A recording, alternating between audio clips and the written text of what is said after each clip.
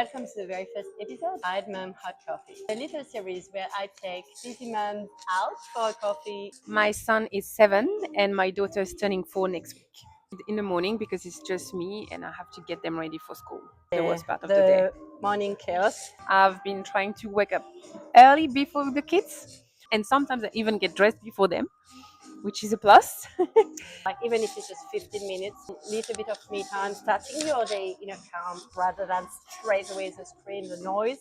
Straight away, I'm like, let's get dressed so it's out of the way. Sometimes that make me actually very guilty. I get upset on them because we're not ready in time, and so I'm going to be 5 minutes late at work. It's a bit hard, this society where you have to be at 9 o'clock in the office, why there is so much happening in your life before that.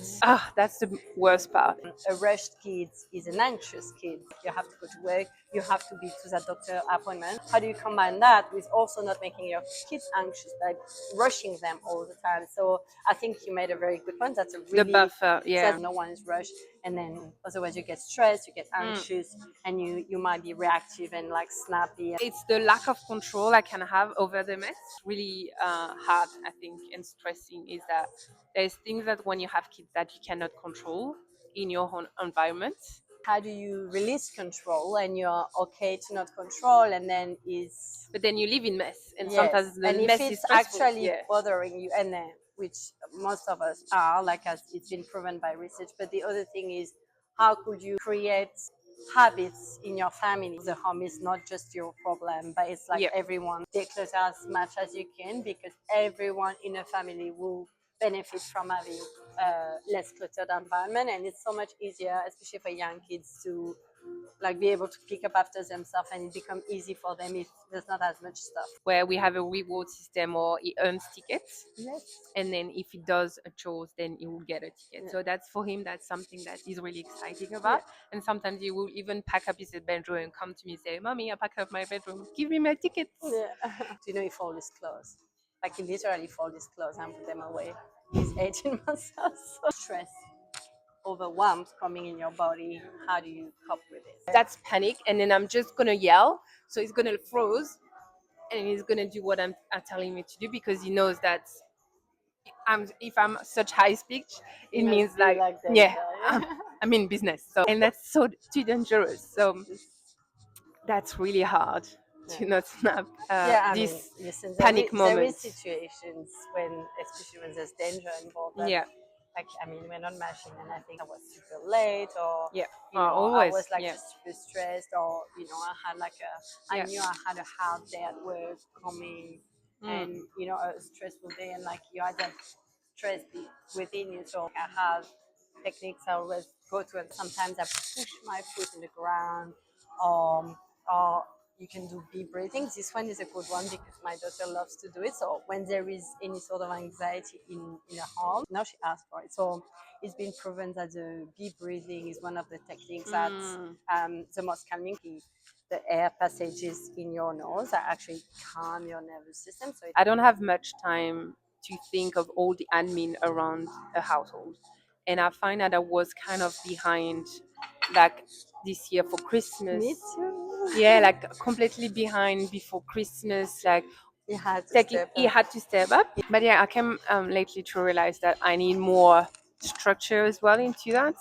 Um, if you want to do more on your personal life and do more stuff for yourself, then you need to have something more structure in terms of pretty much admin stuff, like or even the washing. I'm doing all the washing at home, so I need to be very organized with that. It's not always 50-50. Like the reality, it doesn't have to be 50-50. It has to be what doesn't feel too much for you. I think, you know, in some instances, one of the partner would have to be 80, and it's okay. And also it depends on the time. Like there is time where you're just not feeling you like yourself. A real relationship, a real partnership, it's not always 50-50 all the time. Sometimes one has 80, the other time the other has 70, and like it's just constantly rebalance on how it works at that point in time. It's a lot about communication, and Yeah, it managing. feels too much for you. Like if it's too much for you and you feel overwhelmed, surely it means that you're doing too much and the other partner is not chipping in enough. But if you're feeling all right and you're doing 100%, but that works for you, and it's okay. It doesn't, like, life is not black and white, I think.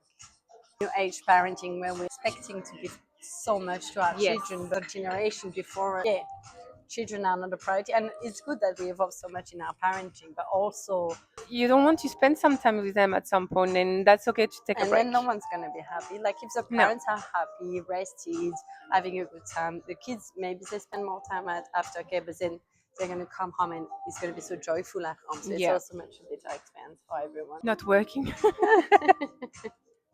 I mean, it's nice to also go to the office because then I feel like when I go to the office, I prioritize myself more. Like I would take a real lunch break. I would maybe go shopping, while if I'm home, it would be more like around doing some chores, like more laundry, more packing up, more, like unloading the dishwasher, everything that I cannot do when I'm I at the think that's office. one of the risks, getting the boundaries blurred between Yeah. like your mental load and the times that's meant to be a restful time for your own being, and getting all blurred up, and then not having those pause in the days that actually are very important Yeah. to resource. No, that's why I like the balance between It's a not just balance. working from home and also going to the Yeah. office. Because the good thing about also doing those chores while I'm working from home is that then I don't have to do it on the weekend.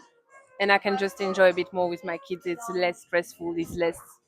So tell me a bit more. In my household, we found a way that, like, we do a bit all the time, like one toilet one day take you 15 minutes, and like one shower another day take you 15 minutes, and you can do one load every day of the washing, and you can keep the house tidy, so you don't actually have a build up of things that you have to binge do in one go.